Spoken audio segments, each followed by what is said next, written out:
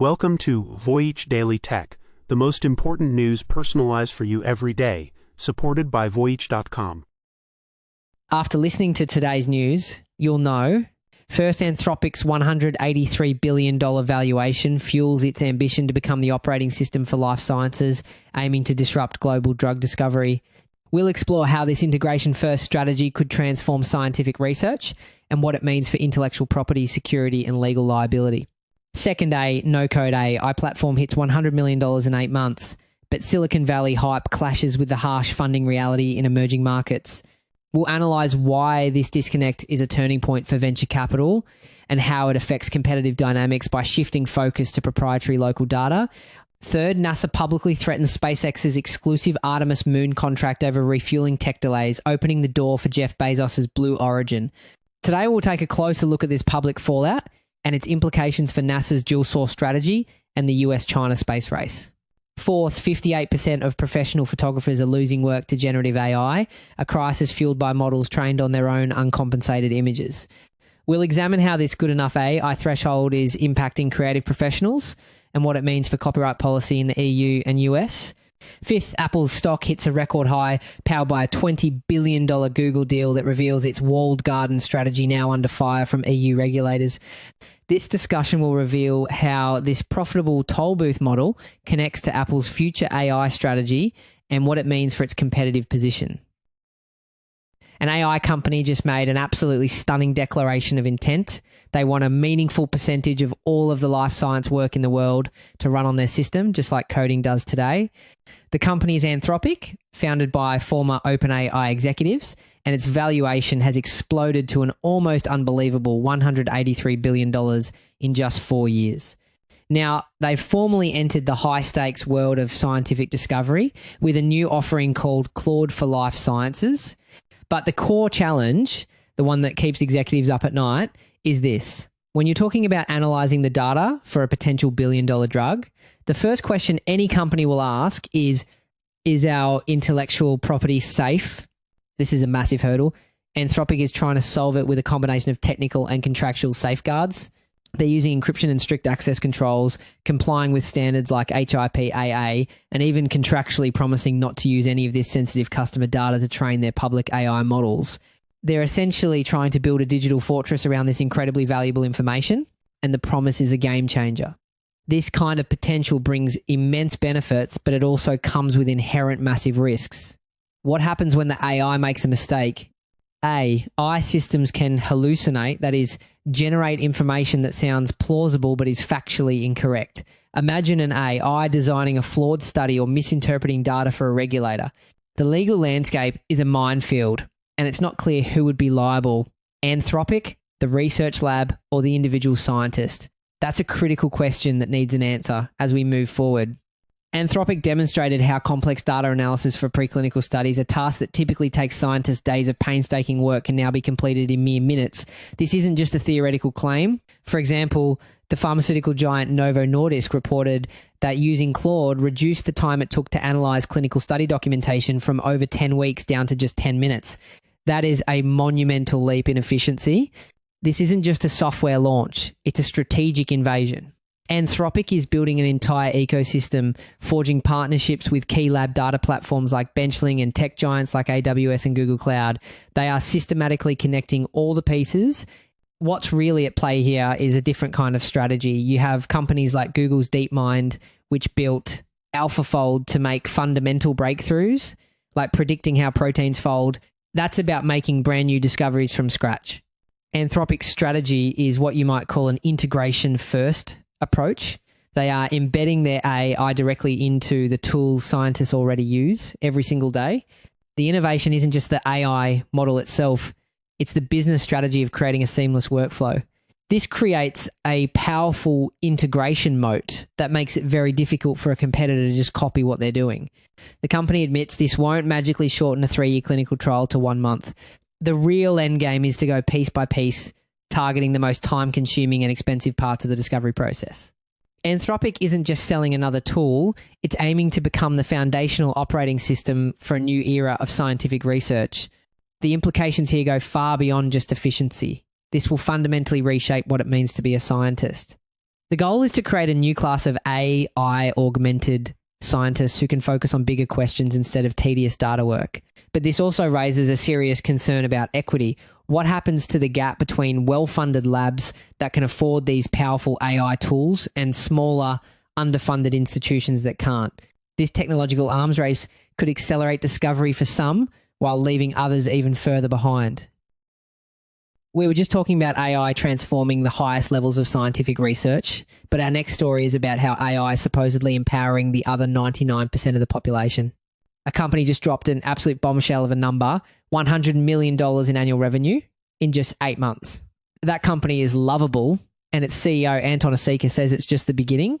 His claim is that for decades, the digital economy has been limited to less than 1% of the world's population. Now, he says, AI will let the other 99% in. The pitch is simple. AI tools like Lovable allow anyone to build apps and websites without knowing how to code. Osaka says most of the world's best ideas are stuck in the heads of people who can't build software, and AI is about to change that, predicting AI companies will increase by a factor of 50. So the thing is, these tools work by using what are called large language models, or LLMs, that have been trained on billions of lines of existing code from the internet. When a user types a prompt like, build me an app for a local delivery service, the AI recognizes the patterns and generates functional code. Now, get this speed can come with a hidden cost. Research shows that AI-generated code can sometimes be messy, repetitive, or even contain security flaws. This creates something called technical debt, a problem that requires expert developers to clean up later on. So while you can get a prototype fast, the need for real expertise doesn't disappear. It just shifts to the much harder tasks of scaling, securing, and maintaining it. There are signs it's working. One Brazilian tech company used the platform to build a premium product in just 1 month. The result? $3 million in revenue in the first 48 hours. But that's not the whole picture. The real turning point is the starkly different story coming from venture capitalists on the ground. One managing partner, Emmett King, went on the record stating, "I am yet to see a greater flow of capital to emerging markets, nor is there chatter or signs that it's imminent." It gets even more stark. June Angelides, an investor who backs African founders, says that for her, the quality of opportunities has actually dropped as top talent opts for safer jobs in big tech.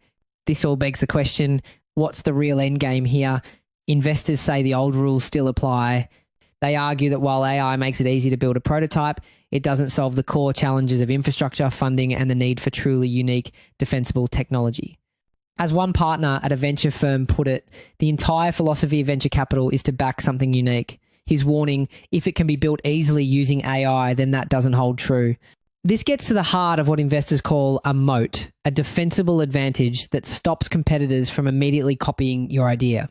For decades, that moat was unique technology. But if anyone can now build an app with a simple prompt, that moat disappears. So investors are now looking for new kinds of moats. The first is proprietary data. The second is deep integration into a customer's workflow. And the third is creating a network effect. This is the new battleground. The core conflict is becoming clear. AI may be democratizing the power to build, but it's not democratizing the power to scale. Value will accrue to teams that can tie AI to local data and navigate the old world challenges of capital and compliance. And that phrase, local data, is, believe it or not, everything. You see, most of the powerful AI models we hear about were trained on data from North America and Europe. This creates what experts call a data desert problem. When these AI models are used in emerging markets in Africa, Asia, or South America, they often fail because they don't understand local languages, cultural nuances, or economic conditions. An app that works perfectly in California might be useless in Kenya because its underlying AI has no context for the local market. The real opportunity and the real challenge is collecting and labeling that local data to build regional AI models that actually serve the other 99% of the world. Speaking of competitive dynamics, another high-stakes battle just went public, this time with a multi-billion-dollar moon contract hanging in the balance. NASA just put SpaceX on blast, threatening to rip up its exclusive contract to land Americans back on the moon. Acting NASA Administrator Sean Duffy went on the record saying SpaceX is falling behind schedule for the Artemis mission. What really brought this to a head was the reason for that delay. The main problem involves a monumental engineering challenge, perfecting in-orbit cryogenic refueling To get to the moon, Starship needs to be refueled in space, a feat that has never been accomplished at this massive scale. It's a huge technical bottleneck, and NASA's Human Landing System program manager has called these propellant transfer demonstrations absolutely critical. It's not just about launching a rocket, it's about creating a floating gas station in orbit for super cold liquid fuel. His words were blunt. We're not going to wait for one company. The reason? A new high-stakes deadline. Duffy stated the goal is to win the second space race against the Chinese and get back to the moon within the current president's term. Interestingly enough, this second space race narrative is more complex than it sounds. While the US-led Artemis program is focused on a rapid return of astronauts, China's program, the International Lunar Research Station, or ILRS, has a different timeline. Theirs is a more gradual, phased approach focused on building a robotic research base first, with crewed missions not expected until the 2030s. So while both are aiming for the moon's south pole, their goals and strategies are quite different. This race framing is a powerful tool for creating urgency and justifying budgets. And to turn up the heat, Duffy explicitly named a rival who could take over Jeff Bezos's Blue Origin. This signals a huge potential reversal for NASA. Back in 2021, the agency made the highly controversial decision to award the landing system contract times only times to SpaceX, mostly because of budget constraints. That sole source gamble went against NASA's own history of using multiple providers to ensure a backup plan. Bringing Blue Origin back into the fold signals a major shift, a return to a dual source strategy to reduce risk and ensure there's a ride to the moon, no matter what. This public warning triggered an immediate and fiery response from Elon Musk. On his social network X, Musk shot back with an incendiary claim stating Blue Origin has never delivered a payload to orbit, let alone the moon. After his followers pointed out Blue Origin's recent test flight, Musk later clarified his post, specifying he meant useful payload. Here's where it gets interesting, because this highlights the Elon Musk factor. Unlike the CEOs of traditional contractors like Boeing or Lockheed, Musk engages in real-time public confrontation. This complicates NASA's ability to manage a critical national security contract, as it relies on a company deeply intertwined with a high-profile and sometimes volatile individual who controls his own massive media platform. This war of words comes after NASA already pushed the next crewed moon landing mission to 2027, but the pressure is mounting. Duffy now says the agency is looking to get back to the moon in 2028 with two potential companies, not just one. The rivalry between the two biggest names in private space just went public, with a multi-billion-dollar moon contract hanging in the balance. The message from the top of NASA is clear. The race to the moon is being accelerated, and no single contractor, not even SpaceX, is guaranteed its spot on the launch pad. From a race to the moon, we now turn to a race that's hitting much closer to home for many creative professionals. A new poll reveals a staggering number. 58% of professional photographers say they have already lost work to generative AI. This isn't a future problem, it's happening right now. A videographer is shutting down his 10-year-old media company DMJ Imagery, not because of a bad economy, but because of the influx of AI. The owner, David Johnson, reported his business was financially consistent even through the pandemic, but over the last 12 months, he says demand for his services plummeted and the work has basically dried up. He suggests businesses are now turning to artificial intelligence for the exact work he used to be paid for, like film production, video editing, and script writing, and he is not an isolated case. Behind a story like this, we've crossed what experts call the good enough AI threshold. For small and medium-sized businesses, the cost difference is simply staggering. When we place the cost of traditional video production, which can run from $800 to $10,000 for a single minute, alongside these new AI platforms offering monthly subscriptions for as little as $20, the competitive challenge becomes clear. For a local freelancer or a small company like DMJ Imagery, competing with that price point is simply impossible. The Association of Photographers trade body is now calling this a relentless threat to the livelihoods of visual artists. The group's chief executive went on the record with a stark warning, stating that AI services evidently now directly compete with photographers and other creators. The situation presents a fascinating duality. On one side, creatives in major urban centres often have more resources and opportunities to adapt, while on the other, these AI tools are hollowing out creative jobs at a much faster pace in more rural or economically challenged regions. But the core conflict goes deeper.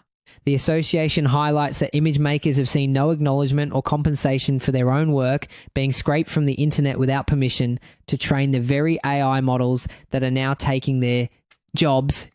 It's a direct chain of events that has to be understood.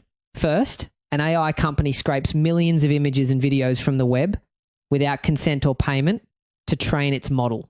Then it uses that model to offer a low-cost product that generates new images and videos.